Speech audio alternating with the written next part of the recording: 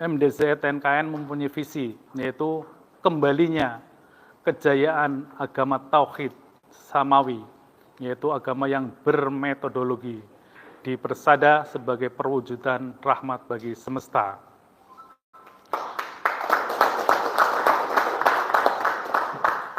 Adapun misinya adalah mengembangkan metode dakwah dengan perspektif ilmiah dan amalia. Adapun program utamanya yaitu mengembangkan suro dan tempat suluk di setiap kota di seluruh Nusantara, mengembangkan sarana pendidikan, kesehatan, pelatihan kerja, dan rehabilitasi penyakit umat, serta pengembangan usaha ekonomi produktif.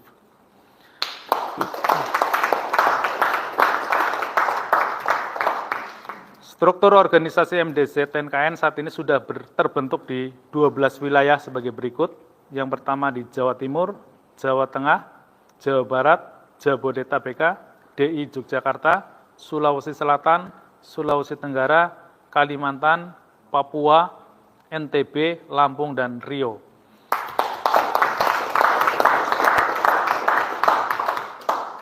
Keanggotaan MDZ TNKN tersebar hampir di seluruh wilayah atau provinsi di Indonesia, walaupun secara legal formalnya baru didirikan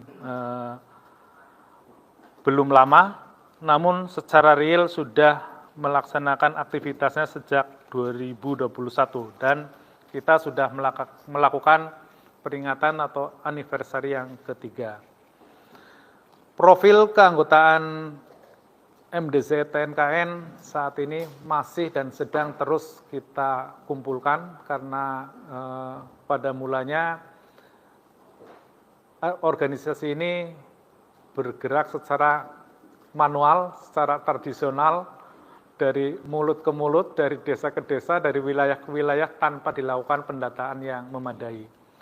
Oleh karena itu, di tahap pertama kita sudah melakukan pendataan khususnya bagi anggota yang sudah berkedudukan, yaitu dengan komposisi sebagai berikut.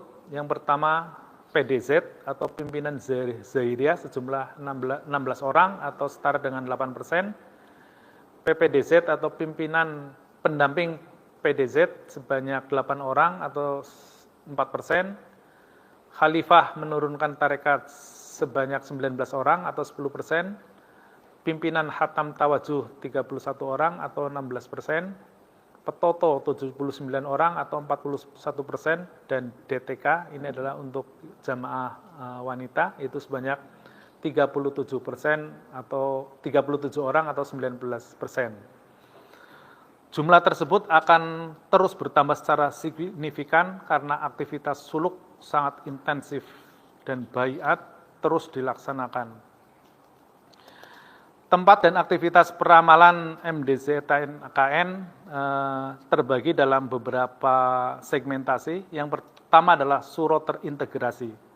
Merupakan suro paling lengkap sebagai miniatur kehidupan yang terdiri dari bangunan yang dapat menyelenggarakan seluruh jenis peramalan dan terintegrasi dengan sistem jolokan ekonomi dengan prinsip yang ramah lingkungan, go green, dan zero waste.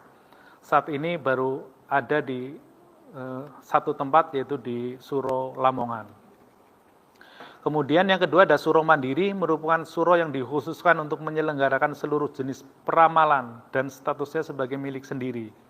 Suro Mandiri sudah dan sedang dibangun di 6 lokasi, yaitu Boyolali, Sumedang, Balikpapan, Purbalingga, Sukoharjo, dan Kebumen. Serta sedang dalam proses pengadaan lahan meliputi Tangerang, Majalengka, Tegal, Cilacap, Bantul, Kalimantan, Sumatera, dan Papua, serta daerah lainnya. Kemudian berikutnya adalah Poswirid, merupakan tempat peramalan yang sekurang-kurangnya dapat terselenggaranya zikir jamaah atau tawajuh. Keberadaannya tersebar di seluruh wilayah sesuai dengan domisili jamaah. Saat ini berjumlah 60 tempat Poswirid dan aktivitasnya setiap malam selalu terisi oleh aktivitas tawajuh. Ini dapat kita lihat bersama di grup Nusantara.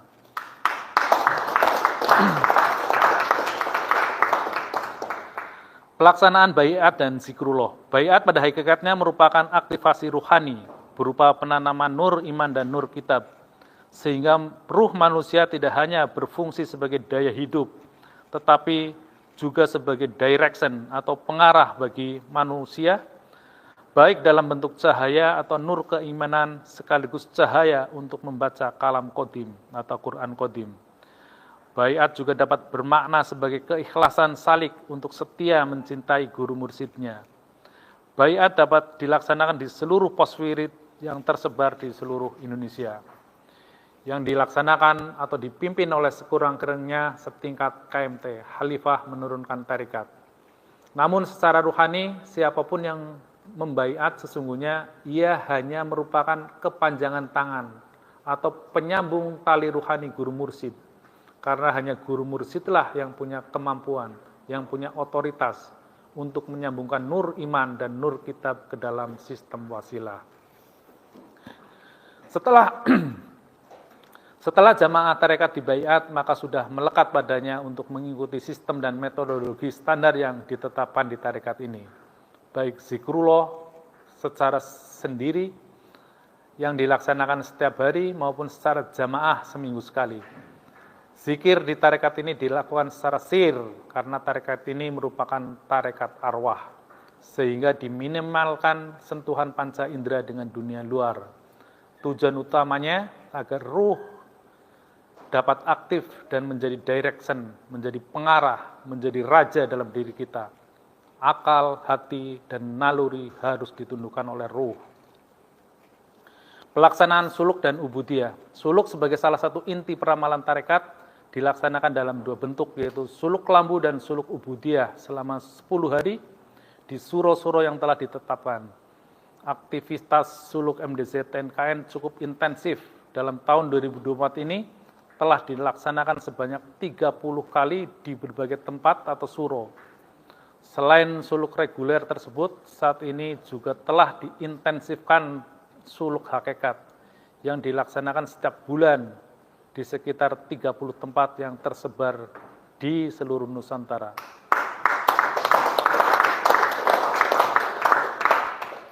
Bahkan informasi terkini di bulan Desember ini akan dilaksanakan di 50 tempat di seluruh Indonesia. Sedangkan ubudiyah adalah sebuah bentuk penghambaan seorang salik yang hanya menerima dan patuh kepada guru mursyid atau guru cahaya yang ada di sebaliknya guru zahir. Ubudiyah bentuknya beraneka ragam, mulai dari membangun suro, berdakwah, bersedekah, menaikkan persembahan, dan yang lainnya. Pada puncaknya, ubudiyah berupa menjalankan visi dan misi guru mursyidnya. Metode dakwah. Dakwah bagi jamaah MDZ TNKN merupakan salah satu pilar utama dalam rangka mengembangkan syiar agama. Apalagi tarekat merupakan amaliyah ruhani yang harus dijelaskan secara gamblang dalam berbagai perspektif dan disiplin ilmu. Bahkan setiap zaman dituntut untuk mampu berdakwah sesuai dengan kompetensinya.